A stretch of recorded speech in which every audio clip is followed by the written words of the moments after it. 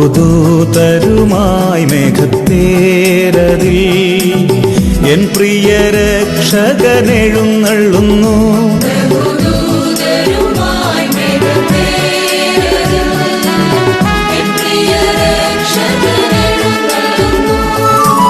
സർവമിഴികളും ദർശിച്ചിടുമാ പ്രത്യക്ഷത N യേശു വരുമ്പോൾ.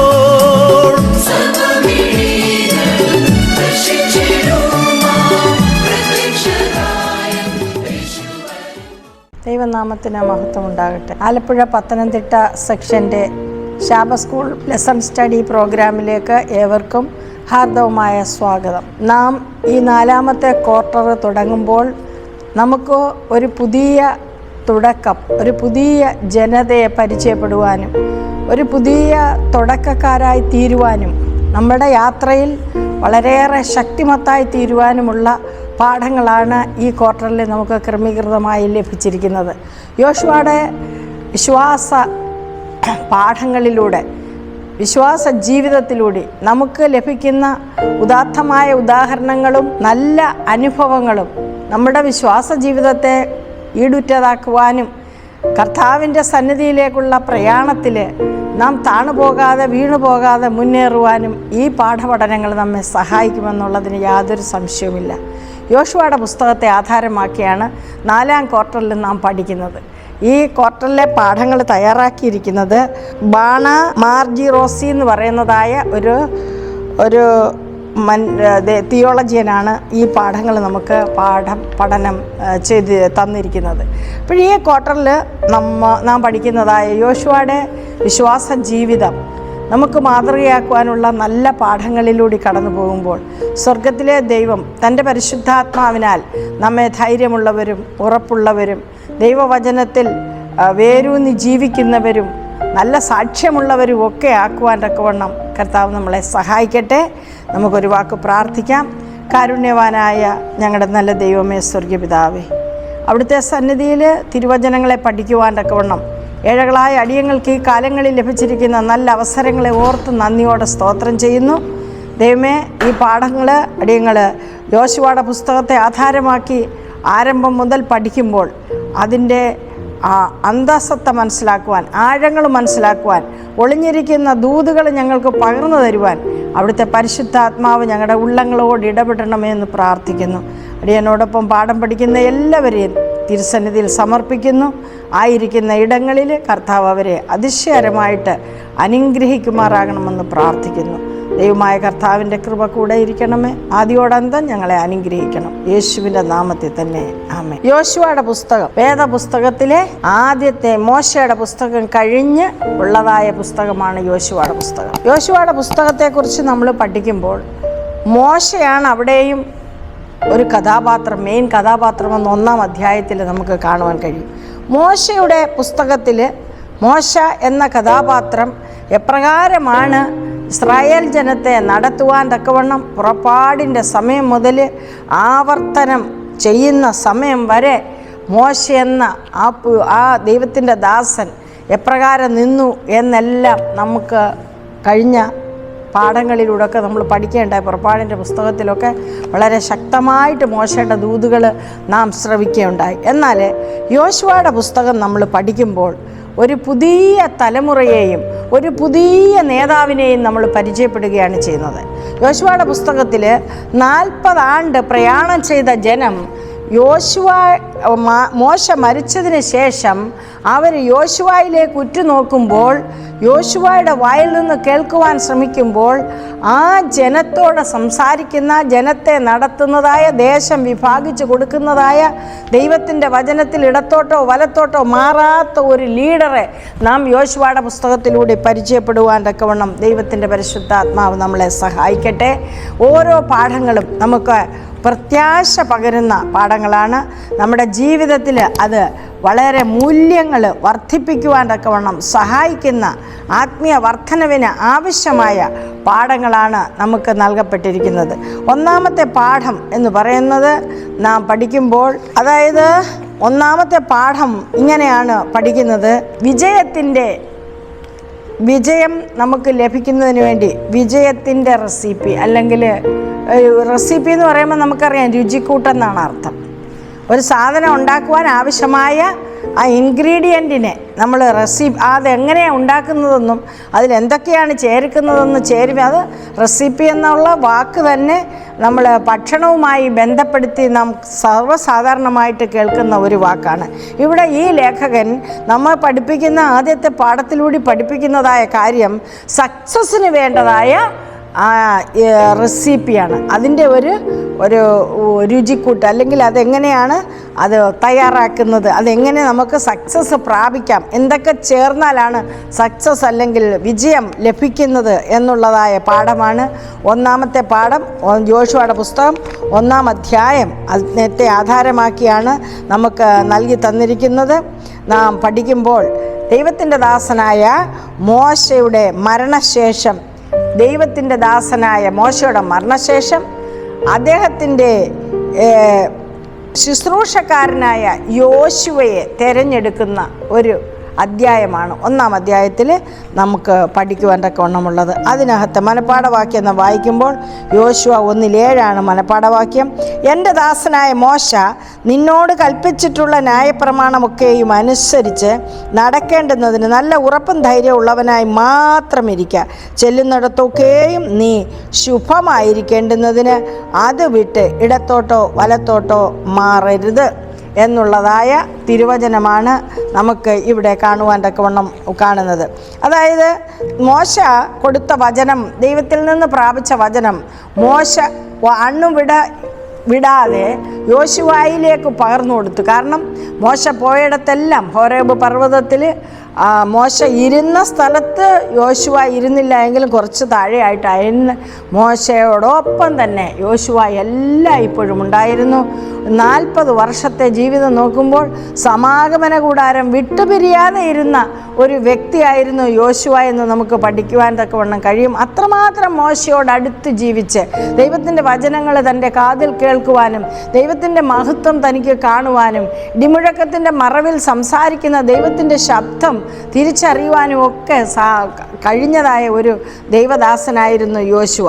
എന്നാൽ ദൈവം തിരഞ്ഞെടുക്കുമ്പോഴത്തേന് ഒരു ലീഡർഷിപ്പിലേക്ക് തിരഞ്ഞെടുക്കുമ്പം മോശ ചോദിച്ചു, എനിക്ക് ശേഷം ആരാണെന്ന് ചോദിക്കുമ്പം അവിടെ മോശയ്ക്ക് ശേഷം ഈ ഹോശയ എന്നാണ് അദ്ദേഹത്തിൻ്റെ പേര്, നൂൻ്റെ മകനാണ്. അദ്ദേഹത്തെ തിരഞ്ഞെടുക്കുവാൻ തക്കവണ്ണം ദൈവം അരുളപ്പാട് കൊടുക്കുകയുണ്ടായി. അതുകൊണ്ട് യോശുവ എന്ന പേര് കൊടുക്കുന്നത് മോശയാണ് യോശുവയ്ക്ക് പേരിടുന്നത്. അത് നാം പഠിക്കുമ്പോൾ നാമും ഈ കാലഘട്ടത്തിലെ പ്രയാണത്തിൽ കർത്താവിൻ്റെ രാജ്യത്തോട് അടുത്ത് ചെല്ലുവാൻ, ആ പ്രയാണം തീരുവാൻ സമാഗമനം സമയങ്ങളായിരിക്കുന്ന സമയത്ത് നാം ആയിരിക്കുന്നു എന്ന് മനസ്സിലാക്കുമ്പോൾ നമ്മുടെ പ്രയാണത്തിൽ നമുക്ക് സ്വർഗീയ കനാൻ പ്രാപിക്കുന്നതിന് ആവശ്യമായ നല്ല അനുഭവങ്ങൾ യോശുവയുടെ വിശ്വാസ ജീവിതം പകർന്നു നൽകുന്നത് കാണുവാൻ തക്കവണ്ണം ഈ ക്വാർട്ടറിലെ പാഠത്തിൽ കൂടെ നമുക്ക് പഠിക്കുവാൻ തക്കവണ്ണം കഴിയും. അതുകൊണ്ട് ഈ പാഠങ്ങൾ തയ്യാറാക്കി തന്നിരിക്കുമ്പോൾ നമ്മുടെ മുൻപിലുള്ളതായ മുൻപോട്ട് പോകുവാൻ പ്രയാണത്തിൽ തരണം ചെയ്യേണ്ടതായ വെല്ലുവിളികളെ തരണം ചെയ്യുവാൻ തക്കവണ്ണം ദൈവം തരുന്ന മാർഗങ്ങളും വഴി തുറന്നു തരുന്ന ദൈവത്തെയും എല്ലായ്പ്പോഴും ദൈവത്തിൻ്റെ സാന്നിധ്യത്തെയും അടുത്തറിയുവാൻ തക്കവണ്ണം ഈ പുസ്തകം നമ്മെ സഹായിക്കും എന്നുള്ളതിന് യാതൊരു വ്യത്യാസമില്ല. പുതിയ പുതിയ തലങ്ങളിലേക്ക് പുതിയ പോസിബിലിറ്റീസാണ് നമുക്ക് ഈ പുസ്തകത്തിലൂടെ നൽകി തരുന്നത്. അതുകൊണ്ട് ഈ പുസ്തകത്തിൽ കഴിഞ്ഞ പുസ്തകം വരെ മോശ ഡോമിനേറ്റ് ചെയ്തുവെങ്കിൽ യോശുവയുടെ പുസ്തകത്തിലേക്ക് വരുമ്പോൾ അവിടെയും നമുക്ക് മുഖ്യ കഥാപാത്രമായിട്ട് 1-ാം അധ്യായത്തിൽ മോശയെ തന്നെയാണ് കാണുവാൻ തക്കവണ്ണം കഴിയുന്നത്. അതുകൊണ്ട് നമുക്ക് ഈ പാഠങ്ങൾ പഠിക്കുവാൻ ഒരു പുതിയ മോശയെ പരിചയപ്പെടുവാൻ പോവുകയാണ്. ഞായറാഴ്ചത്തെ പാഠത്തിലൂടെ ഒരു പുതിയ മോശയോട് ദൈവം സംസാരിച്ചപ്പോഴത്തേന് മോശ ദൈവത്തോട് സംസാരിച്ചപ്പം ദൈവം കൊടുത്ത മറുപടിയാണ് ആവർത്തന പുസ്തകം 18-ാം അധ്യായത്തിൽ നാം കാണുന്നത്. ദൈവം മോശയോട് പറഞ്ഞ്, നിൻ്റെ സഹോദരന്മാരുടെ ഇടയിൽ ഒരു പ്രവാചകനെ എന്നെപ്പോലൊരു പ്രവാചകനെ എഴുന്നേൽപ്പിക്കും എന്ന് വാഗ്ദത്തം കൊടുക്കുകയുണ്ടായി. അങ്ങനെയുള്ള ഒരു പ്രവാചകനായിട്ട് നമുക്ക് യോശുവയിൽ കാണുവാൻ തക്കവണ്ണം ദൈവം തൻ്റെ സഹോദരന്മാരുടെ ഇടയിൽ നിന്ന് എഴുന്നേൽപ്പിച്ച ഒരു പ്രവാചകനായിട്ടും നമുക്ക് ഈ ഭാഗത്ത് കാണുവാൻ തക്കവണ്ണം കഴിയും. അതുകൊണ്ട് ദൈവമാണ് യോശുവയെ മോശയ്ക്ക് ശേഷം ഇസ്രായേൽ ജനതയെ നയിക്കുവാൻ തക്കവണ്ണം ഏൽപ്പിച്ചു കൊടുത്തത്. ദൈവമാണ് തെരഞ്ഞെടുത്ത് ഒരു ലീഡറാക്കിയതെന്ന് ഉള്ളതായ നല്ല ബോധ്യം ഈ പുസ്തകം നമുക്ക് നൽകി തരികയാണ്. അതുകൊണ്ട് നാം മോശയെയും യോശുവയെയും തമ്മിൽ ഒരു താരതമ്യം ചെയ്യുമ്പോൾ അവർ തമ്മിലുള്ളതായ ആ സാമ്യങ്ങൾ നമുക്ക് മനസ്സിലാക്കി തരുന്നതായ അനുഗ്രഹമേറിയ വചനങ്ങൾ നമുക്ക് ആവർത്തന പുസ്തകത്തിൻ്റെ 18-15 തൊട്ട് 22 വരെ വായിക്കുമ്പം കാണാം. ആവർത്തന പുസ്തകം 18-15 മുതൽ വായിക്കുമ്പം മോശ പറഞ്ഞ ആ പ്രവാചകനെ ഇവിടെ യോശുവയുടെ പുസ്തകം 1-ാം അധ്യായം 1 മുതൽ 9 വരെ വായിക്കുമ്പോൾ ജനത്തിന് പരിചയപ്പെടുവാൻ തക്കവണ്ണം കഴിയുന്നു. യഹോവയുടെ ദാസനായ മോശയുടെ മരണശേഷം യഹോവ നൂൻ്റെ മകനായി മോശയുടെ ശുശ്രൂഷകനായ യോശുവയോട് കൽപ്പിക്കുന്നതായ വചനങ്ങളാണ്. 2-ാം വചനം പറയുന്നത്, എൻ്റെ ദാസനായ മോശ മരിച്ചു, ആകയാൽ നീയും ഈ ജനമൊക്കെയും പുറപ്പെട്ട് യോർദാൻ അക്കരെ ഞാൻ ഇസ്രായേൽ മക്കൾക്ക് കൊടുക്കുന്ന ദേശത്തേക്ക് കടന്നു പോകുവിൻ. അപ്പം മോശയോട് പറഞ്ഞതുപോലെ യോശുവയോട് ദൈവം പറയുകയാണ്, യോർദാൻ്റെ ഇക്കരെ നിൽക്കുകയാണ് അവർ. മോബാബിയരുടെ ദേശം വിഭാഗിച്ച് കൊടുക്കുകയുണ്ടായി. 2.5 ഗോത്രത്തിന് മോശ ഭാഗിച്ച് കൊടുക്കുകയുണ്ടായി. എന്നാൽ യോശുവയ്ക്ക് ബാക്കിയുള്ള 9.5 ഗോത്രത്തിനുള്ളതായ സ്ഥലം പിടിച്ചെടുക്കുകയും വിഭാഗിച്ച് കൊടുക്കുകയും ചെയ്യേണ്ട വലിയ ഒരു ഉത്തരവാദിത്വം അവരെ ഏൽപ്പിച്ചിട്ട് ദൈവം ഏൽപ്പിക്കുന്ന ഒരു അധ്യായമാണ് 1-ാം അധ്യായം എന്ന് പറയുന്നത്. അതുകൊണ്ട് ഈ ജനത്തെ നീ കൂട്ടിക്കൊണ്ട് യോർദാൻ അക്കരെ കടന്നു പോകുവാൻ തക്കവണ്ണം ദൈവം ആവശ്യപ്പെടുകയാണ്. പക്ഷേ ആവശ്യപ്പെടുന്ന ദൈവം ആ ദേശത്തെ കൊടുക്കുമെന്ന് അരുളി ചെയ്ത ദൈവം, നിങ്ങളുടെ ഉള്ളങ്കാൽ ചവിട്ടുന്ന സ്ഥലമൊക്കെ ഞാൻ മോശയോട് കൽപ്പിച്ചതുപോലെ നിങ്ങൾക്ക് തന്നിരിക്കുന്നു എന്നുള്ളതായ ഒരു ഉറപ്പ് യോശുവയ്ക്ക്. നിങ്ങൾ എവിടെ ചവിട്ടുന്നോ ആ ദേശമെല്ലാം നിങ്ങളുടെ സ്വന്തമായി തീരും എന്നുള്ള ഒരു ഉറപ്പാണ് യോശുവയ്ക്ക് ദൈവം കൊടുക്കുന്നത്. അതുകൊണ്ട് ഞാൻ മോശയോടുകൂടെ ഇരുന്നതുപോലെ നിൻ്റെ കൂടെ ഇരിക്കും. നീ ഭാഗിച്ചു കൊടുക്കേണ്ട ദേശമെന്ന് പറയുന്നത് മഹാനദി, ഫ്രാത്ത്, ലബനോൻ തുടങ്ങി ഫ്രാത്ത് എന്ന മഹാനദി വരെ, ഹിത്യരുടെ ദേശമായ പടിഞ്ഞാറ് മഹാസമുദ്രം വരെയും നിൻ്റെ അതിരായിട്ട് ഈ ദേശക്കാർക്ക് നിൻ്റെ ജനത്തിന് ഭാഗിച്ചു കൊടുക്കുവാൻ തക്കവണ്ണം ദൈവം മോശയോട് കൽപ്പിച്ചതിൻ്റെ ബാക്കിയായിട്ട് യോശുവയെ തിരഞ്ഞെടുക്കണം. നമ്മൾ മനസ്സിലാക്കുമ്പോഴത്തേന് 40 വർഷത്തെ മരുഭൂപ്രയാണത്തിൽ ആ ശാഠ്യമുള്ള ജനം ഏതാണ്ട് തീർന്നു. ഒരു പുതിയ തലമുറ ഉണ്ടായിരിക്കുകയാണ്. ഈ 40 വർഷത്തെ ഇടവേളയ്ക്ക് ശേഷം ഒരു പുതിയ തലമുറ, ഈ പുതിയ തലമുറയെ മേയിക്കുവാൻ തക്കവണ്ണം കൊണ്ടുപോകുവാൻ തക്കവണ്ണം ഒരു പുതിയ ലീഡറെ ദൈവം ഇവിടെ തിരഞ്ഞെടുക്കുകയാണ്. ആ ശാഠ്യമുള്ള പിതാക്കന്മാരുടെ ശാഠ്യം ഒക്കെ കഴിഞ്ഞു.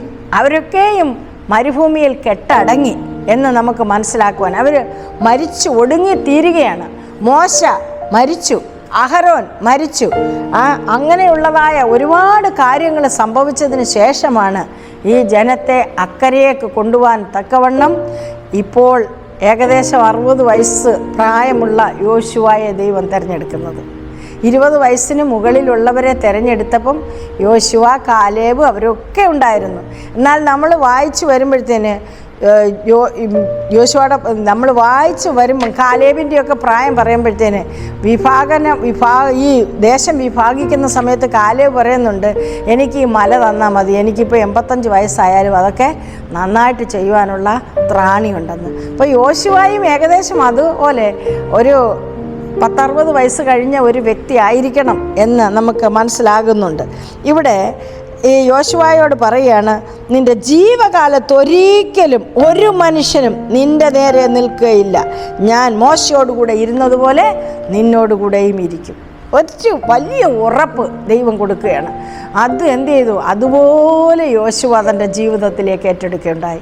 നിൻ്റെ ജീവകാലത്തൊരിക്കലും ഒരു മനുഷ്യനും നിൻ്റെ നേരെ നിൽക്കുവാൻ ഇട വരികയില്ല എന്നുള്ള ഉറപ്പാണ് യോശുവയ്ക്ക് ദൈവം കൊടുക്കുന്നത്. അതുകൊണ്ട് ഈ വാഗ്ദത്ത കനാനിലേക്ക് പോകുവാൻ തക്കവണ്ണം, വാഗ്ദത്ത കനാൻ്റെ തീരത്തെത്തിയതായ ദൈവത്തിൻ്റെ ജനത്തിന് മുന്നോട്ട് പോകുവാൻ നയിക്കുവാൻ തക്കവണ്ണം ഒരു ലീഡറെ കൊടുക്കുമ്പോൾ ആ ലീഡറിന് ദൈവത്തിൻ്റെ സാന്നിധ്യം അനുഭവിച്ചറിയുവാൻ തക്കവണ്ണം, വിശ്വാസത്തിലൂടെ കാണുവാൻ തക്കവണ്ണം, അത് ഉള്ളത്തിൽ ഏറ്റെടുക്കുവാൻ തക്കവണ്ണം, മോശ കൽപ്പിച്ചതായ വചനങ്ങൾ അതുപോലെ പാലിക്കുവാൻ തക്കവണ്ണമുള്ള ഉറപ്പ് എല്ലാം ഉള്ള ഒരു നേതാവായിരുന്നു യോശുവ എന്ന് നമുക്ക് പഠിക്കുവാൻ തക്കവണ്ണം കഴിയും. തിങ്കളാഴ്ചത്തെ പാഠത്തിലേക്ക് നമ്മൾ പോകുമ്പോൾ കാണുന്നത്, അതായത് കടന്നു പോവുക, ക്രോസ് ചെയ്യുക.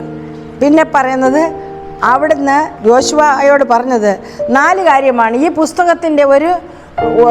ഈ പുസ്തകത്തെക്കുറിച്ച് പഠിക്കുമ്പം അതിൻ്റെ ഒരു സ്ട്രക്ചറാണ് നമ്മൾ മണ്ടേലെ പാഠത്തിൽ അല്ലെങ്കിൽ തിങ്കളാഴ്ചത്തെ പാഠത്തിൽ തക്കവണ്ണം കാണാൻ കഴിയുന്നത്. യോർദാൻ കടക്കുക, യോർദാൻ നിങ്ങൾക്ക് സ്വന്തമാക്കുക, എന്നിട്ട് ദേശം വിഭാഗിക്കുക, ദൈവജനമായി ശുശ്രൂഷക്കാരായി ദേശത്ത് പാർക്കുക. ഇതാണ് യോശുവയുടെ പുസ്തകത്തിൻ്റെ ഉള്ളടക്കമെന്ന് നമുക്ക് മനസ്സിലാക്കുവാൻ. ഓരോ പുസ്തകവും അതിൻ്റെ ഉള്ളടക്കങ്ങളും പഠിക്കുമ്പോൾ യോശുവയുടെ പുസ്തകത്തിൽ ഇങ്ങനെയാണ്: നിങ്ങൾ കടന്നു പോവുക, കടന്നു പോയിട്ട് എന്താണ്, നിങ്ങളങ്ങ് എടുത്തോണം, എന്നിട്ടത് ഭാഗിക്കണം, എന്നിട്ട് നിങ്ങൾ അവിടെ താമസിക്കണം. ഇതാണ് ഈ പുസ്തകത്തിൻ്റെ ഉള്ളടക്കം എന്ന് കാണുമ്പോൾ യോശുവ അതുമായിട്ട് ബന്ധപ്പെട്ട് എങ്ങനെയാണ് വിജയം വരിക്കുവാൻ തക്കവണ്ണം ഇടയായതെന്നുള്ള ഓരോ പാഠങ്ങളാണ് നമ്മൾ തുടർ പഠനമായിട്ട് കൊണ്ടുപോകുന്നത്. യോശുവ 1-ാം അധ്യായം 1 മുതൽ 5 വരെ 12 വരെ ഒക്കെ പഠിക്കുമ്പോൾ യോർദാൻ കടക്കുന്നത് നമുക്ക് കാണാൻ കഴിയും. അത് കഴിഞ്ഞ് 5-ന്റെ 13 മുതൽ 12-ന്റെ 24 വരെ പഠിക്കുമ്പോൾ ദേശം അവർ കൈവശമാക്കുന്നതായ അനുഭവങ്ങൾ. മൂന്നാമത് യോശുവ 13 മുതൽ 21-ന്റെ 45 വരെ ദേശത്തെ വിഭാഗിക്കുന്നു ചീട്ടിട്ട്. 4 നമ്മൾ പഠിക്കുന്നത് പിന്നെ യോശുവ 22 മുതൽ 24 വരെയുള്ള അധ്യായങ്ങളിൽ ദേശത്തെ ശുശ്രൂഷക്കാരായിത്തീരുന്നത്, അല്ലെങ്കിൽ ദേശം അവരുടെ ഇടയിലുള്ള ശുശ്രൂഷകളൊക്കെ കാര്യങ്ങൾ നമ്മൾ പഠിക്കുകയാണ് ചെയ്യുന്നത്. അപ്പോൾ ഓരോ ചാപ്റ്ററും ഓരോ അധ്യായങ്ങളും നമുക്ക് ഇതുമായി ബന്ധപ്പെട്ടാണ് പഠിക്കുവാൻ തക്കവണ്ണം തന്നിരിക്കുന്നത്. ചൊവ്വാഴ്ചത്തെ പാഠത്തിലേക്ക് കടന്നു പോകുമ്പോൾ വാഗ്ദത്ത സന്തതികൾ, അതാണ് നമ്മൾ പഠിക്കുന്നത്. നമുക്കൊന്ന് വായിക്കാം. വാഗ്ദത്ത സന്തതികളെ കുറിച്ച് പഠിക്കുമ്പോൾ, യോർദാൻ അക്കരെ ഞാൻ ഇസ്രായേൽ മക്കൾക്ക് കൊടുക്കുമെന്ന ദേശത്തേക്ക് കടന്നു പോകുവിൻ. പണ്ട് അത് ആരുടെ വകയായിരുന്നു? അബ്രഹാമിന് അത് കൊടുത്തിരുന്നു. ദേശം അബ്രഹാമിന് കൊടുത്തിരുന്നു. അബ്രഹാമിന് ശേഷം ഇസഹാക്ക് അവിടെ പാർത്തിരുന്നു. ഇസഹാക്കിന് ശേഷം യാക്കോബ് അവിടെ പാർത്തിരുന്നു. എന്നാൽ അവിടെ നിന്നാണ് അവരെന്ത് ചെയ്തത്?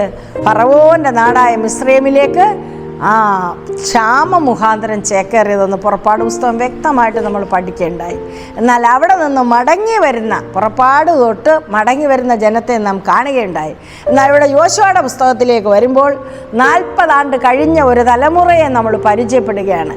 ഇവിടെ ഈ വാഗ്ദത്ത സന്തതികളുടെ 40 ആണ്ട് കഴിഞ്ഞ ഒരു തലമുറ കഴിഞ്ഞ ഒരു സന്ദർഭത്തിൽ നാം എത്തി നിൽക്കുമ്പോൾ ഈ വാഗ്ദത്ത സന്തതികളെ ദൈവത്തിൻ്റെ വചനം, ആ ദേശം അവർക്ക് സ്വന്തമായി ലഭിക്കുവാൻ പോകുന്നതായ ഒരു അനുഗ്രഹമേറിയ അനുഭവം, അവരുടെ സന്തോഷത്തിന് അതിരില്ലാത്ത ഒരു അനുഭവം, അത് ആ ദേശം പ്രാപിക്കുവാൻ തക്കവണ്ണമുള്ള അവരുടെ ഉത്സാഹം എല്ലാം നമുക്ക് മനസ്സിലാക്കി തരികയാണ് ചെയ്യുന്നത്. അതുകൊണ്ട് 3-ാം വാക്യം പറയുന്നത്, 1-ന്റെ 3-ാം വാക്യം പറയുന്നത്, നിങ്ങളുടെ ഉള്ളങ്കാൽ ചവിട്ടുന്ന സ്ഥലമൊക്കെ ഞാൻ മോശയോട് കൽപ്പിച്ചതുപോലെ നിങ്ങൾക്ക് തന്നിരിക്കുന്നു. ദേശത്ത് ഇക്കരെ കടന്നു കഴിഞ്ഞാൽ ഉള്ളങ്കാൽ ചവിട്ടുന്ന സ്ഥലമെല്ലാം നിങ്ങൾക്ക് തന്നിരിക്കുന്നു എന്ന് പറയുമ്പോൾ ദൈവം ഒരു കാര്യം പറഞ്ഞാൽ എന്താണ്? അത് അങ്ങനെ തന്നെ ഏറ്റെടുക്കുമ്പം നമുക്കത് പ്രാപിക്കുവാൻ തക്കവണ്ണം കഴിയും. സംശയിച്ച് നിൽക്കുന്നവർക്ക് അത് പ്രാപിക്കുവാൻ തക്കവണ്ണം കഴിയത്തില്ല. അതുകൊണ്ട് നിങ്ങൾ ചവിട്ടണം, ചവിട്ടാതെ കിട്ടത്തില്ല. നിങ്ങൾ ക്രോസ് ചെയ്യാതെ അത് കിട്ടത്തില്ല. അവിടെ ഒരു വലിയ ഒരു കാര്യം സംഭവിക്കുന്നത് 2-ാം അധ്യായത്തിൽ നമ്മൾ പഠിക്കാൻ പോവുകയാണ്. അതുകൊണ്ട് യോശുവയുടെ പുസ്തകം 1-ാം അധ്യായം 4 മുതൽ 6 വരെയുള്ള വാക്യങ്ങൾ ഇപ്രകാരം പറയുകയാണ്: ലെബനോൻ തുടങ്ങി ഫ്രാത്ത് എന്ന മഹാനദി, ഹിത്യരുടെ ദേശം, പടിഞ്ഞാറ് മഹാസമുദ്രം, ഈ അതിർത്തിക്കകത്താണ് ഈ കനാൻ എന്ന് പറയുന്നതായ സ്ഥലം ഉള്ളത്. ആ സ്ഥലം മുഴുവനും നിങ്ങളുടെ ഉള്ളങ്കാൽ ചവിട്ടി നിങ്ങളുടെ സ്വന്തമാക്കി കൊള്ളുവാൻ തക്കവണ്ണം യോശുവയോട് പറയുകയാണ്. മാത്രമല്ല, നീ മുന്നിൽ നിൽക്കുമ്പോൾ നിൻ്റെ മുന്നിൽ ഓരോരുത്തരും വന്ന് ഒരു ചോദ്യം പോലും ചോദിക്കുവാൻ ഇട ഉണ്ടാകുകയില്ല. കാരണം മോശയോടുകൂടെ ഇരുന്നതുപോലെ ഞാൻ നിൻ്റെ കൂടെയും ഇരിക്കും എന്ന് യോശുവായ്ക്ക് ഉറപ്പ് കൊടുക്കുകയാണ്. കൈവിടത്തില്ല, ഞാൻ നിന്നെ കൈവിടത്തില്ല, ഉപേക്ഷിക്കയില്ല. ഒരു കാര്യം മാത്രം, ഉറപ്പും ധൈര്യവും ഉള്ളവനായിരിക്കാം മാത്രം ഈ ഒരു അധ്യായത്തിൽ തന്നെ നമുക്ക് പല ആവർത്തിച്ച് ഈ ഉറപ്പും ധൈര്യവും ഉള്ളവനായിരിക്കുക എന്നുള്ളതായ പ്രസ്താവന നമുക്ക് കാണുവാൻ തക്കവണ്ണം കഴിയും. നമുക്ക് ആ ഇൻഗ്രീഡിയൻറ്റിലേക്ക് പോകുമ്പോൾ, അല്ലെങ്കിൽ നമ്മൾ വിജയത്തിൻ്റെ ഒരു കാഴ്ചപ്പാടിലേക്ക് നാം പോകുമ്പോൾ നമുക്ക് എന്താണ് എങ്ങനെ വിജയിക്കാമെന്ന് യോശുവയുടെ പുസ്തകത്തിൽ നിന്ന് നമുക്ക് പഠിക്കുവാൻ കഴിയും. നമുക്ക് ഒന്ന് നോക്കാം. ചില കാര്യങ്ങൾ നമ്മുടെ ജീവിതത്തിൽ ഏറ്റെടുത്ത് അപ്രകാരമാകുമ്പോൾ ആ ഒരു അനുഭവം നമുക്കും പ്രാപിക്കുവാൻ തക്കവണ്ണം കഴിയും. ഒന്നാമത്തെ രുചിക്കൂട്ട്, അല്ലെങ്കിൽ ഈ പാഠവുമായി ബന്ധപ്പെട്ട് യോശുവയോട് പറയുന്നതായ കാര്യം ഉറപ്പും ധൈര്യവും ഉള്ളവനായിരിക്കുക എന്നുള്ളതാണ്. ഈ ധൈര്യം എന്ന് പറയുമ്പോഴത്തേന് ഭയത്തിൻ്റെ ഓപ്പോസിറ്റാണ്, ഭയത്തിൻ്റെ എതിർപദമാണ്. അപ്പോൾ ഭയം ഉള്ളവർക്ക് ധൈര്യം ഉണ്ടാകുകയില്ല. അപ്പോഴെന്താണ്, ഭയം ഇല്ലാതിരിക്കുന്ന ഒരു അനുഭവമാണോ ധൈര്യം എന്ന് പറയുന്നത്? അല്ല.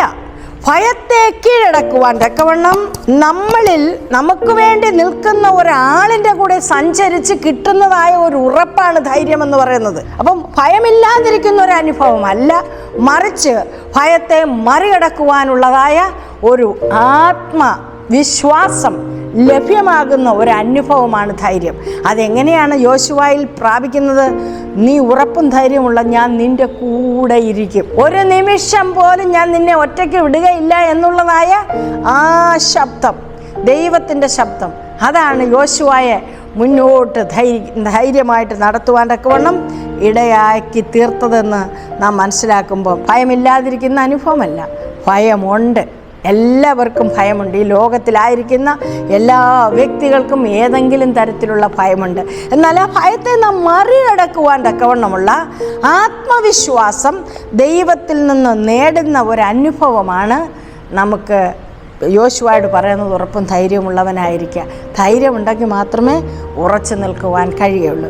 രണ്ടാമത്തെ കാര്യമെന്ന് പറയുന്നത്, ഈ ദൈവത്തിൻ്റെ ജനത്തിന് ഇത് വിഭാഗിച്ച് കൊടുക്കണമെങ്കിൽ ഈ ദേശത്തിൻ്റെ അതിരുകൾ പറയുകയുണ്ടായി. ആ അതിർത്തി പ്രദേശങ്ങളിലേക്ക് കടന്നു ചെല്ലുമ്പോൾ അവിടുത്തെ ആളുകളായ വളരെ മോശമായ അവസ്ഥയിൽ പോകുന്ന ആളുകളുണ്ട്. ഹിവ്യർ, ഹിത്യർ, യെബൂസ്യർ, പെരീസ്യരും പറയുന്ന 6-7 ജാതികളുണ്ട്. അവരെയുള്ള പേടി യോശുവയ്ക്കുണ്ട്. ആ ആളുകളെ എന്ത് ചെയ്യണം? യുദ്ധം ചെയ്ത് കീഴടക്കണം. അവരെ കീഴടക്കിയാൽ മാത്രമേ, അവരെ ഓടിച്ചു കളഞ്ഞാൽ മാത്രമേ ആ ദേശം ഇവർക്ക് സ്വന്തമാകുകയുള്ളൂ. അപ്പം യോശുവയുടെ ഹൃദയത്തിലും ഈ തലമുറയുടെ ഹൃദയത്തിലും ഈ ചോദ്യമുണ്ട്, ഈ ഉത്തരമുണ്ട്. എങ്ങനെ നമ്മളെക്കാൾ വലിയ ജാതിയാണല്ലോ, നമുക്കറിയാമല്ലോ. ഇസ്രായേൽ മക്കള് കനാൻ ദേശം ഒറ്റുനോക്കുവാൻ തക്കവണ്ണം മോശ അയക്കുന്നുണ്ട്, 12 പേരെ അയക്കുന്നുണ്ട്. ആ കൂട്ടത്തിലുള്ള ആളായിരുന്നു യോശുവ. മോശ അയച്ച കൂട്ടത്തിലുള്ള ഒരാളാണ് കാലേബ്. 12 ഗോത്രത്തിൽ നിന്ന് 12 പേരെ തിരഞ്ഞെടുത്ത് കനാൻ ദേശത്തേക്ക് വിടുമ്പോൾ യോശുവയും കാലേബും മാത്രമാണ് വന്ന് ആക്ച്വലായിട്ടുള്ള ഒരു ചിത്രം മോശയ്ക്ക് നൽകുന്നത്. ബാക്കിയുള്ളവരെല്ലാം എന്താ ഭയന്നിട്ട് അവരാ ദേശം നല്ലതാണെന്ന് പറഞ്ഞെങ്കിലും 10 ഗോത്രങ്ങളും പറഞ്ഞു നമുക്കത് കീഴടക്കുവാൻ തക്കവണ്ണം കഴിയത്തില്ല. കാരണം നമ്മുടെ ഭാഷയെ പറഞ്ഞാൽ ഒരു കൊതുകിൻ്റെ അത്രേ നമ്മളുള്ളൂ. രാക്ഷസ സമമായ വലിയ അജാനുബാഹുക്കളായ ആളുകളുടെ ഇടയിൽ നമുക്കൊന്നും ചെയ്യാൻ സാധ്യമല്ല എന്ന് പറഞ്ഞ് മറ്റ് ജനത്തിൻ്റെ എല്ലാം ഹൃദയത്തെ ഉരുക്കിക്കളഞ്ഞപ്പോൾ ദൈവത്തിൻ്റെ ദാസന്മാരായി കാലേബും യോശുവയും ചുറുചുറുക്കോടെ ചെറുപ്പക്കാർ, യൗവനക്കാർ ആ സഭയ്ക്ക് എന്ത് ചെയ്തു? ആത്മധൈര്യം പകരുന്ന കാഴ്ച നമ്മൾ വായിക്കുന്നുണ്ട്. സംഖ്യാപുസ്തകം 14-ാം അധ്യായത്തിൽ ദൈവം അപ്പോഴേ യോശുവയെ കണ്ടു. ഈ ഉറപ്പും ധൈര്യമുള്ളവനായിരിക്കുവാൻ അവൻ്റെ കൂടിയിരുന്നാൽ മതിയെന്ന് ദൈവത്തിന് നല്ല അറിയാമായിരുന്നു. അങ്ങനെ ഈ വാഗ്ദത്ത സന്തതികൾക്ക് അത് ഭാഗിച്ചു കൊടുക്കുവാൻ തക്കവണ്ണം ഉള്ളതായ ഉറപ്പും ധൈര്യവും ദൈവം യോശുവയിലേക്ക് പകർന്നുകൊണ്ടേയിരുന്നു. അങ്ങനെ യോശുവ ആ ഒരു അനുഭവത്തിലേക്ക് പോവുകയാണ്. വീണ്ടും ആ യോശുവയുടെ പുസ്തകത്തിലേക്ക് നമ്മൾ വരുമ്പോൾ ഉറപ്പും ധൈര്യമുള്ളവനായിരിക്കാൻ പറഞ്ഞിട്ട് ദൈവം വീണ്ടും യോശുവയോട് ചില കാര്യങ്ങൾ സംസാരിക്കുന്നത് നമുക്ക് കാണാം. പിന്നെ പറയുന്നത്, നീ അനുസരണമുള്ളവനായിരിക്കണം. നീ പോകുന്ന ഇടത്ത് അനുഗ്രഹങ്ങളെ പ്രാപിക്കണമെങ്കിൽ അനുസരണമുള്ളവനായിരിക്കണം. നമുക്ക് 7-ാം വാക്യത്തിലേക്ക് പോകാം. എൻ്റെ ദാസനായ മോശ നിന്നോട് കൽപ്പിച്ചിട്ടുള്ള ന്യായപ്രമാണമൊക്കെയും അനുസരിച്ച് നടക്കേണ്ടുന്നതിന് നല്ല ഉറപ്പും ധൈര്യവും ഉള്ളവനായി മാത്രം ഇരിക്കുക. ചെല്ലുന്നിടത്തൊക്കെ നീ ശുഭമായിരിക്കേണ്ടുന്നതിന് അത് വിട്ട് ഇടത്തോട്ടോ വലത്തോട്ടോ മാറരുത്. മാത്രമല്ല, ഈ ന്യായപ്രമാണ പുസ്തകത്തിലുള്ളത് നിന്റെ വായിൽ നിന്ന് നീങ്ങിപ്പോകരുത്. അതിലെഴുതിയിരിക്കുന്നതൊക്കെയും പ്രമാണിച്ച് നടക്കേണ്ടുന്നതിന് നീ രാവും പകലും അത് ധ്യാനിച്ചുകൊണ്ടിരിക്കണം. സക്സസ് അല്ലെങ്കിൽ വിജയം വരണമെങ്കിൽ രണ്ടാമത്തെ കാര്യമെന്ന് പറയുന്നത് അനുസരണമാണ്. തികഞ്ഞ അനുസരണം, ദൈവവചനത്തിലുള്ള തികഞ്ഞ അനുസരണം നമ്മളെ വിജയത്തിൻ്റെ ഉച്ചകോടിയിലേക്ക് എത്തിക്കുമെന്നുള്ളതിന് യാതൊരു സംശയവുമില്ല. ഇവിടെ യോശുവയോട് പറയുന്നു, മോശയോട് ഞാൻ പറഞ്ഞ കൽപ്പനകൾ, ചട്ടങ്ങൾ, പ്രമാണങ്ങൾ അത് നീ എന്ത് ചെയ്യണം? അനുസരിക്കുക മാത്രമല്ല, അത് നിൻ്റെ ജീവിതത്തിൽ ധ്യാനിച്ചു കൊണ്ടിരിക്കണം രാവും പകലും. അത് വിട്ട് നീ ഇടത്തോട്ടോ വലത്തോട്ടോ യാത്ര ചെയ്യരുത് എന്ന് ദൈവത്തിൻ്റെ വചനം വളരെ വ്യക്തമായിട്ട്, അതായത് ആ ദൈവവചനത്തിലുള്ളതായ മൂല്യങ്ങൾ ഉൾക്കൊണ്ടു പോകുവാൻ തക്കവണ്ണം രാവും പകലും ആ വചനത്തിൽ ജാഗ്രത പാലിക്കണമെന്ന് യോശുവയോട് ദൈവം, അതിൽ നിന്നാണ് നിനക്ക് ആവശ്യമായ എല്ലാ കാര്യങ്ങളും ലഭിക്കുന്നത്. മുന്നോട്ട് പോകുവാനുള്ള ആത്മധൈര്യം മാത്രമല്ല, നല്ല ചിന്തകൾ, നല്ല കർമ്മശേഷി എല്ലാം നിനക്ക് അതിൽ നിന്ന് ലഭ്യമാകും എന്നുള്ള കാര്യം യോശുവയോട് പറയുകയാണ്. മൂന്നാമത്തെ കാര്യം, ഇതിനൊരു തയ്യാറെടുപ്പ് ആവശ്യമാണ്. ഏതൊരു വിജയത്തിന് വേണ്ടിയും തയ്യാറെടുപ്പ് വളരെ ആവശ്യമാണ് എന്ന് കാണുവാൻ തക്കവണ്ണം കഴിയും. അത് നമ്മൾ ഈ പുസ്തകം പഠിക്കുമ്പോഴറിയാം. യോർദാൻ കടക്കുവാൻ തക്കവണ്ണമുള്ള തയ്യാറെടുപ്പ് നമുക്കവിടെ കാണാൻ കഴിയും. ആദ്യമേ യോർദാൻ കടക്കുന്നതിന് മുൻപ് 2 പേരെ വിടുന്നുണ്ട്. ദേശം എങ്ങനെ ഇരിക്കുന്നെന്ന് അറിയാൻ. അതൊരു തയ്യാറെടുപ്പാണ്. അവർ തിരിച്ചു വന്നിട്ട് ഈ ദേശത്തെക്കുറിച്ചും എവിടെ കൂടെ കടന്നു പോകണമെന്നുള്ളതൊക്കെയും യോശുവയെ അറിയിക്കുകയാണ്. ദേശത്തിലെ ജനം എപ്രകാരം ഇരിക്കുന്നുവെന്നൊക്കെ യോശുവ അറിയുമ്പോൾ അതിനു വേണ്ട തയ്യാറെടുപ്പുകൾ, വളരെ ശക്തമായ തയ്യാറെടുപ്പ് നടത്തുന്നതായിട്ട് നമുക്ക് കാണുവാൻ കഴിയും. പ്രിയപ്പെട്ട ദൈവജനമേ, കർത്താവിൻ്റെ നാൾ അടുത്തിരിക്കൊണ്ട് നമ്മുടെ തയ്യാറെടുപ്പുകൾ എപ്രകാരമായിരിക്കണം, ദൈവത്തിൻ്റെ വരവുമായി ബന്ധപ്പെട്ട് നാം എപ്രകാരം തയ്യാറായിരിക്കണമെന്നുള്ളതായ ഒരു ചിന്ത നമ്മളെ ഭരിക്കട്ടെ. നാലാമത്തെ വിജയത്തിൻ്റെ ഏറ്റവും പ്രധാനപ്പെട്ട ഒരു കാര്യമാണ് വിശ്വാസം. വിശ്വാസം ആണ് മോശയെ എന്ത് ചെയ്തത്? 40 ആണ്ട് ജനത്തെ നടത്തുവാൻ തക്കവണ്ണം ഇടയാക്കിയത്. മോശയുടെ നേരെ വന്നതായ അതികഠിനമായ ശോധനകളിൽ മോശ അണുവിട ചലിക്കാതെ ദൈവസന്നിധിയിൽ ഉറച്ചു നിൽക്കുവാൻ സഹായിച്ച ഘടകം മോശയുടെ വിശ്വാസമാണ്. വിശ്വാസമാകുന്ന വടി ചെങ്കടലിലേക്ക് നീട്ടിയപ്പോൾ ചെങ്കടൽ വിഭാഗിക്കുകയുണ്ടായി. വിശ്വാസമാകുന്ന വടി പാറയിൽ അടിച്ചപ്പോൾ പാറയിൽ നിന്ന് വെള്ളം പൊട്ടിപ്പുറപ്പെട്ടത് നമ്മൾ കാണുകയുണ്ടായി. വിശ്വാസമാകുന്ന വടി ഫറവോൻ്റെ രാജ്യത്ത് അനേക അത്ഭുതങ്ങൾ ചെയ്യുവാനൊക്കെ ഇടയാക്കിയെന്ന് നമ്മൾ പഠിക്കുകയുണ്ടായി. ഇവിടെ അതേപോലെ യോശുവയുടെ വിശ്വാസം വളരെ യോർദാൻ നദിയിലേക്ക് ഇറങ്ങുവാൻ തക്കവണ്ണം ജനത്തെ പ്രേരിപ്പിക്കുന്ന സമയത്ത് യോർദാനിലേക്ക് പുരോഹിതന്മാരുടെ ഉള്ളങ്കാൽ ചവിട്ടുമ്പോൾ എന്താ സംഭവിക്കുന്നതെന്ന് നേരത്തെ വിശ്വാസത്തിൽ കാണുകയുണ്ടായി. യോശുവ അവർക്ക് പറഞ്ഞു കൊടുക്കുകയുണ്ടായി. അത് നമ്മൾ മറന്നു പോകരുത്. ഈ നമ്മുടെ ജീവിതത്തിൽ വിശ്വാസത്തിന് വളരെ വളരെ വളരെ ഇമ്പോർട്ടൻസ് ഉണ്ട്. അതുകൊണ്ട് നാം ആ ഒരു കാര്യം മറന്നു പോകാതെ നമ്മുടെ ജീവിതത്തിൽ ഏറ്റവും അനുഭവഭേദ്യമാക്കിക്കൊള്ളണം. നാലാമത്തെ ഇൻഗ്രീഡിയൻ്റ് എന്ന് പറയുന്നത് ഒരു ചെറിയ തുടക്കം ഒരു വലിയ കാര്യസാധ്യത്തിലേക്ക് എത്തിക്കുമെന്നുള്ളതാണ്. 6-ാം അധ്യായത്തിൽ നമ്മളത് മനസ്സിലാക്കുന്നുണ്ട്. അപ്പം നാം ഉറപ്പും ധൈര്യമുള്ളവരായി മുന്നോട്ട് പോകുമ്പോൾ യോശുവയെ പോലെ നമുക്ക് വിശ്വാസ ജീവിതത്തിൽ മുന്നേറുവാൻ തക്കവണ്ണം കഴിയും.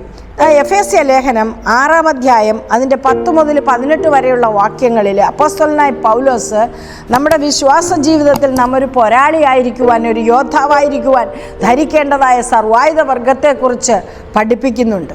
ആ സർവായുധ വർഗം ധരിച്ച ഓരോ യോദ്ധാക്കളും യുദ്ധത്തിന് വേണ്ടി വിശ്വാസത്തിൽ യുദ്ധം ചെയ്യുവാൻ തക്കവണ്ണം, അന്ധകാര ശക്തികളോട് യുദ്ധം ചെയ്യുവാൻ തക്കവണ്ണം മുന്നേറേണ്ടുന്നതായ ആവശ്യകത അവിടെ വളരെ വ്യക്തമായിട്ട് രേഖപ്പെടുത്തിയിട്ടുണ്ട്. അതുകൊണ്ട് ദൈവം നമുക്ക് വേണ്ടി വച്ചിരിക്കുന്നതായ ഉത്തരവാദിത്വം, സ്വർഗീയ കനാൻ നമുക്ക് ലഭ്യമാകുന്നതിന് വേണ്ട തയ്യാറെടുപ്പുകൾ, അതിന് വേണ്ടുന്നതായ നമ്മളുടെ വിശ്വാസത്തിൻ്റെ ശോധനകളിൽ താണുപോകാതിരിക്കാനുള്ള ആത്മധൈര്യം, ആത്മവിശ്വാസം,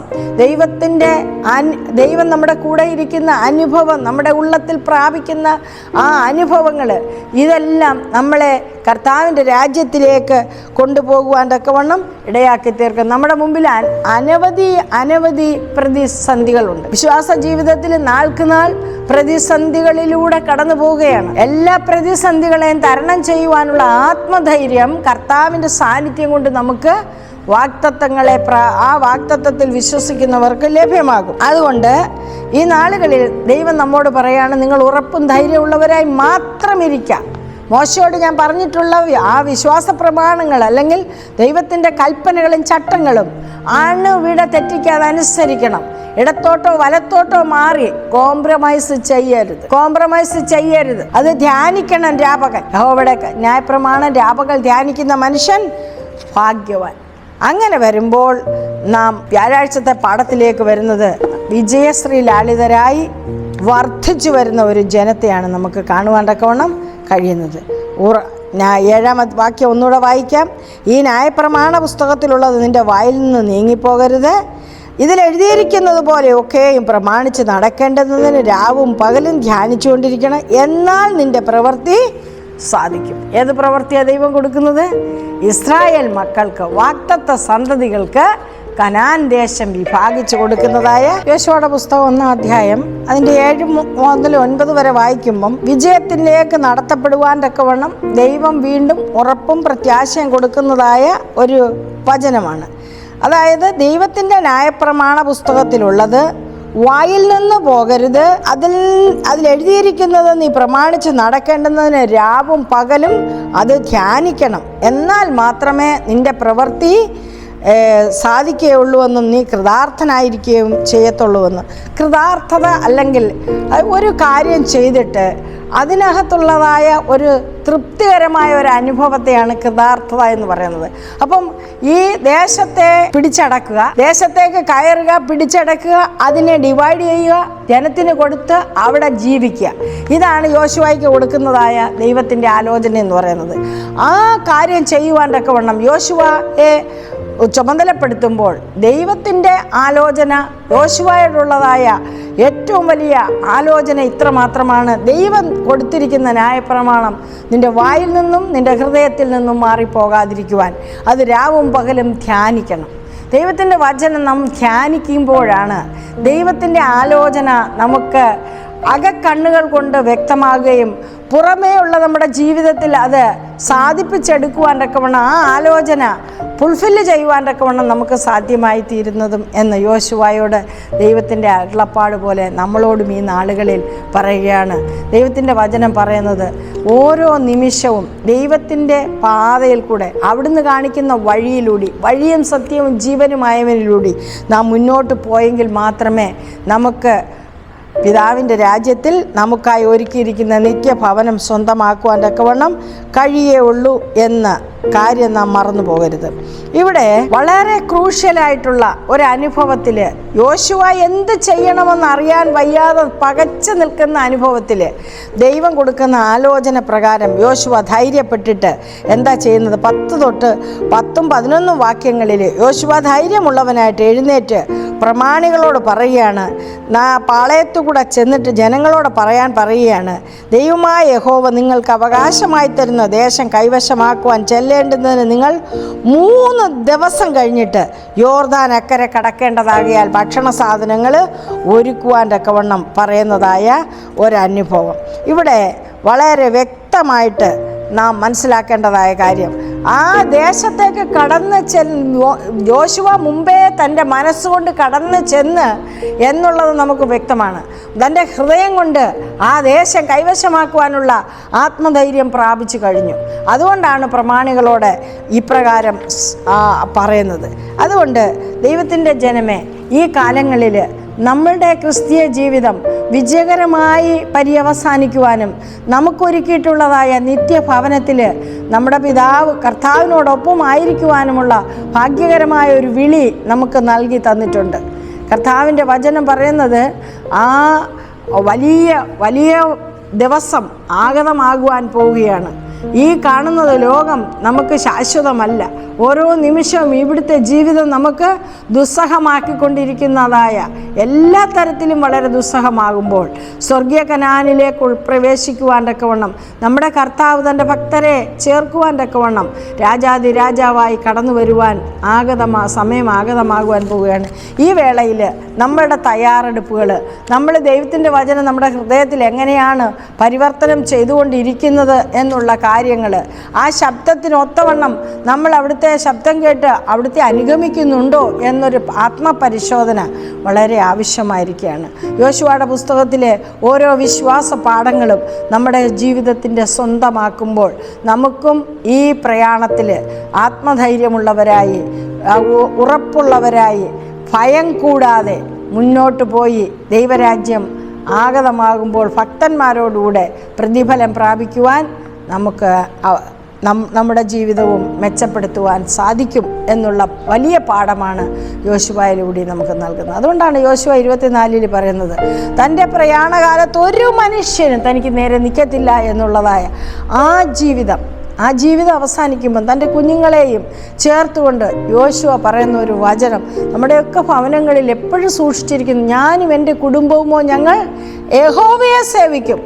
ആ 24-ാം അധ്യായത്തിൽ വളരെ വ്യക്തമായിട്ടത്, വളരെ ചന്തമായിട്ടത് ലിഖിതം ചെയ്തിരിക്കുകയാണ്. പ്രിയപ്പെട്ട ദൈവമക്കളെ, നമുക്ക് ഇത്ര ഉറപ്പോടെ പറയുവാൻ, ഞാനും എൻ്റെ കുടുംബവും ഞങ്ങൾ യഹോവയെ സേവിക്കുമെന്ന് ഈ കാലങ്ങളിൽ പറയുവാൻ തക്കവണ്ണം കഴിയാത്ത തരത്തിൽ മാറ്റപ്പെട്ട തലമുറയ്ക്ക് ഉദാഹരണങ്ങളാണ് നമ്മുടെ കാലഘട്ടമെന്ന് പറയുന്നത്. ഒരു വിശ്വാസിയുടെ ജീവിതത്തിൽ ഒരിക്കലും ചിന്തിക്കാൻ കഴിയാത്ത തരത്തിലുള്ള വിശ്വാസത്യാഗങ്ങളാണ് കുടുംബങ്ങളിൽ ഇന്ന് ഭവിച്ചുകൊണ്ടിരിക്കുന്നത്. എന്നാൽ ആ വിശ്വാസത്യാഗികളായ ജനത്തെ സെർവ് ചെയ്യുവാൻ യോശുവയെ ഏൽപ്പിക്കുമ്പോൾ ദൈവം കൂടെ ഉണ്ടെന്നുള്ള ഉറപ്പ്, ദൈവം എൻ്റെ മുൻപേ ഉണ്ടെന്നുള്ള ഉറപ്പ്, ദൈവം എന്നെ നടത്തുന്നുണ്ട്, എന്നെ കാണുന്നുണ്ട്, തൻ്റെ അരുളപ്പാടുകൾ എൻ്റെ ഹൃദയത്തിൽ തന്നിട്ടുണ്ടെന്നുള്ള ഉറപ്പാണ് യോശുവയെയും കുടുംബത്തെയും ഞാനും എൻ്റെ കുടുംബവുമോ ഞങ്ങൾ യഹോവയെ സേവിക്കുമെന്ന് ആ സസന്തോഷം പറയുവാൻ, ആത്മധൈര്യമുള്ളവനായി പറയുവാൻ, ഒരു മനുഷ്യന് പോലും ഒരു കുറ്റം പറയുവാൻ തക്കവണ്ണം ഇല്ലാത്ത രീതിയിൽ യോശുവ ജനത്തെ നടത്തിയതെന്ന് ഓർക്കുമ്പോൾ എത്ര അനുഗ്രഹമേറിയ ഒരു ലീഡറാണ് ഈ യോശുവ ഭക്തൻ്റെ ജീവിതത്തിലെ വിശ്വാസ പാഠങ്ങൾ നമ്മുടെ ജീവിതത്തിൻ്റെ മുതൽക്കൂട്ടാകുവാൻ ഈ ക്വാർട്ടറിലെ പാഠപഠനം നമ്മളെ സഹായിക്കും. ഈ പാഠം എല്ലാവർക്കും മനസ്സിലായി എന്ന് വിശ്വസിക്കുന്നു.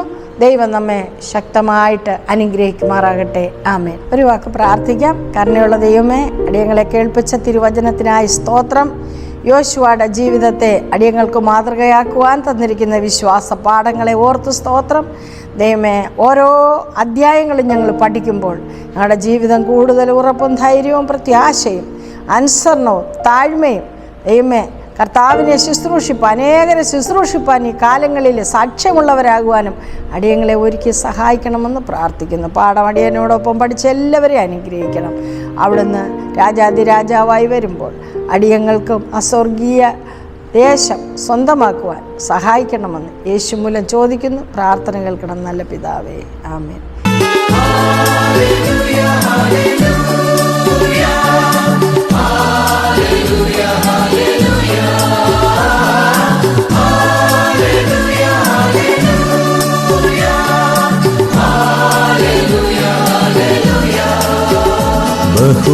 ബഹുദൂതരുമായി മേഘത്തേരതിൽ എൻ പ്രിയ രക്ഷകനെഴുന്നള്ളുന്നു.